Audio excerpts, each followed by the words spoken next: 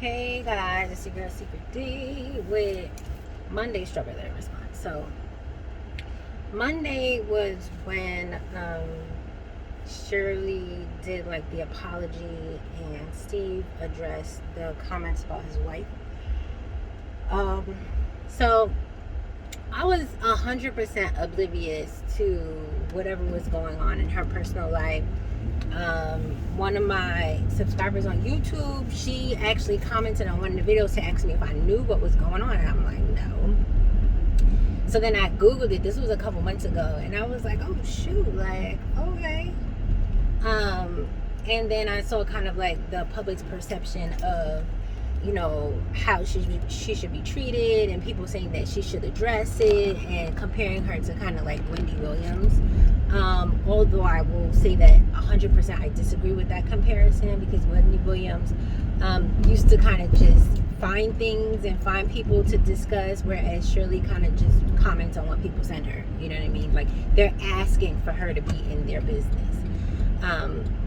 With that being said, I find that the apology, again, is only coming because the conversation got leaked. Obviously, if the conversations didn't get leaked, or exposed or presented, whatever, because not really leaked if you know it's getting recorded, but whatever, if they weren't put in the public, I don't know if we would have ever gotten this conversation regarding what's going on in her life and all of these things. So she basically went to say that, you know, she was oblivious, she had no clue until after like 4th of July last year.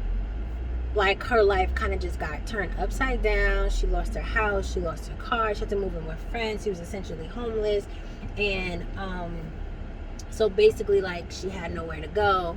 Her life as she knew it was over, and it was no fault of her own, being that this was all her husband's doing, and again, she was in the dark about everything. So the conversation basically went through what she went through, or went over what she went through, and addressed her comments to Steve, and she apologized to Steve about what she said. And I didn't really get to hear it, because every time I search for the recordings, I see people like basically trying to get clout off of the situation and making their own videos about it, not so much actual recording of what was said. Yeah, so everyone that I saw didn't have the actual audio. They just basically had people talking about it with like little clips, and the videos was like an hour long. And listen, I'll be concerned that my videos be too long, but these videos be like an hour, and I'm like, y'all know I could talk for an hour, but I really be trying to get y'all straight to the point, you know, and not be like bored. But that's neither here nor there. I'm still not gonna have these. I mean, my videos from driving and chatting, those be kind of long. I feel like those are videos that if you're driving, you could play it and you can act like you're chatting. Anyway, so I don't have an opinion. Obviously, I feel like when people talk in private, that's how they feel. You know what I mean? Her apology is just basically saying like, I'm sorry you heard it, but I'm sure she meant it. That's how she feels. That's how she feels. That's how she feels. She can't double down and be like, that's how she feels, because, you know, she ain't checking for it anymore. Smoke. And Steve kind of went to his wife's defense on the comments people making about how she did this and she did that. And he kind of tried to clear the air and set the record straight, but he's like, you know, it doesn't matter, which is true, because once people want to talk crap about you, it doesn't matter what you say, it don't matter how many receipts you got, it don't matter how many truths you have to combat their false narrative, they're still gonna find a way to say that you full of shit and you lying, because they want to believe whatever they want to believe about you. And at the end of the day, I always say what people think about you is none of your business. And that's how I feel. So that stuff don't really bother me. I feel like Steve is kind of the same way, but I really feel like he kind of felt like he needed to protect his wife in that moment. And kudos to him for doing that, because that's what people should do in relationships, familiar relationships, anything. Because she should feel protected by her husband. I'm sure she does. Even though she told him, you know, just to leave it alone. Go ahead, Steven. I ain't mad. And everybody kind of picked out that he said you black ass whatever. And it was, oh, he act like he not black. No, he's not acting like he's not black. He's acting like he knows that the only people that are going hard on him and his wife are black people. So that's why he singled out black ass. He's not saying he's not black. He's saying that the majority, or probably most of, or all of, or the people that he knows of talking shit about him and his wife are black. So he know y'all black asses need to leave him and his wife the fuck alone. That was just for everybody who really tried to pull the, oh, he acting like he not black, he talking about black ass. Yes, that's how he talks. People talk like that. Okay, he's talking about black people that he knows of that's talking shit about him and his wife. So yeah, y'all black asses need to leave him the fuck alone. Anyway, like I was saying, so as far as Shirley's apology, I mean, it is what it is. Like she said, they're kind of family. People feel the way they feel. Everybody's not going to come out and say, oh, I feel like this, I feel like that, I feel like this. And if you're talking to your husband, your spouse, no matter how fucked up they are, she didn't really go into the charges he's facing. I didn't really, I'm not here to discuss that. That's not what the letter was about. I'm discussing what she spoke about.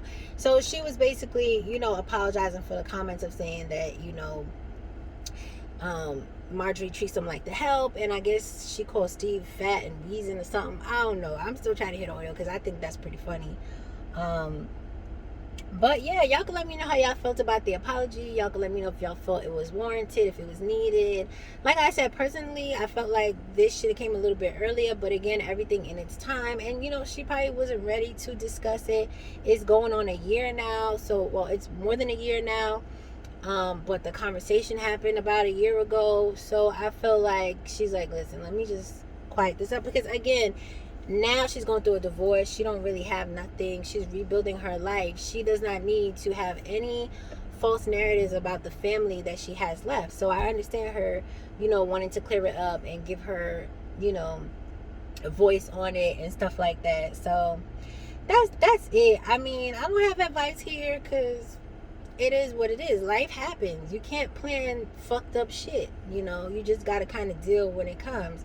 So again, like, even though she knew the videos, the phone was being recorded, I don't think she realized that it could be like public knowledge almost. You know, like it's not encrypted or no shit like that. And from what I understand is that a podcast or a platform that airs jail calls is the person who, you know, aired it out. So again, that's not unbelievable, but you know, she's basically saving face and covering her ass. And you know, she said, you know, with Steve and the allegations on his wife and all of that, she really didn't mean to add extra shit to whatever is going on with them right now in the media. So I get all of this. I get the need to say it. I'm glad she did say something, because again, everybody was going in about how she should say and she should say. Again, I'm going to say I don't agree with the comparison to her and Wendy Williams, because Wendy Williams, to me, used to just find shit about people to pick on just randomly, unprovoked. And a lot of times she could have just left them the fuck alone, especially like when somebody's already at a low point. I feel like there's no reason to kick them while they're down just for views and shit like that, because people like salacious shit and they always tuned in. So you can't talk about her when y'all were her audience and y'all kept her on the air. But that being said, I don't think Shirley should be in the same category at all. I don't think that she's that type of person. She's literally doing her job. People are writing in and she's telling them how they feel. Like me, I pick shit up off the internet and I say how I feel about it. And I talk about my real life and things that happen to me, and I try my best to keep people's real identities out of it. So, I mean, it is what it is. Y'all let me know how you feel about it, and that's it. Hopefully, when y'all see this, I will have emptied everything out of my phone. So I'm getting caught up, y'all. Bye.